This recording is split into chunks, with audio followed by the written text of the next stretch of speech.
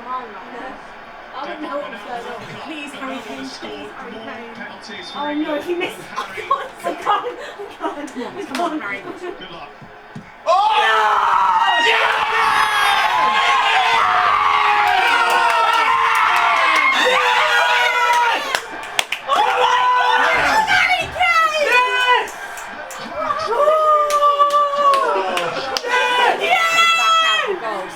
Well, that was a foreshortened view of what it was like where I was watching England's win over Denmark. Very nice to see. Obviously now we know that England sadly didn't quite take it all the way. They made it to the finals but then didn't win. Anyway, that's not what this video is about. This video is going to be about my second and third trip to Wimbledon in 2021 to watch mainly two of the men's quarterfinals and then both of the men's semi-finals on centre court. So first of all, what I'll show you is what I watched when I got there on the Wednesday morning before play started on centre court. I was able to watch some of the action as the boys' #1 seed took on an unseeded player in an early round. I think it may even have been the first round of the boys' championship. So this match that you're about to see a little tiny bit of is Zhengcheng Shang taking on Igor Kudryashev, and it was their first round match.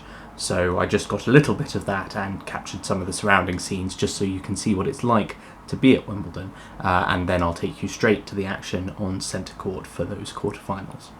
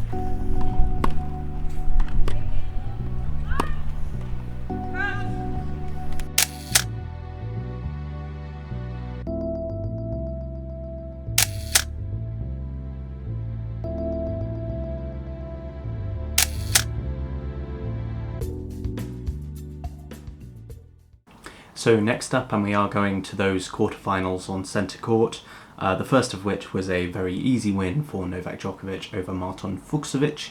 Marton sadly couldn't really come up with much against Djokovic, although that's not really much of a surprise when we consider the form that Djokovic was in this tournament all the way through. And I mean, we'll touch on this again, but from the start of the fortnight you would have had to say that it was going to be very difficult for anyone to do anything against Djokovic.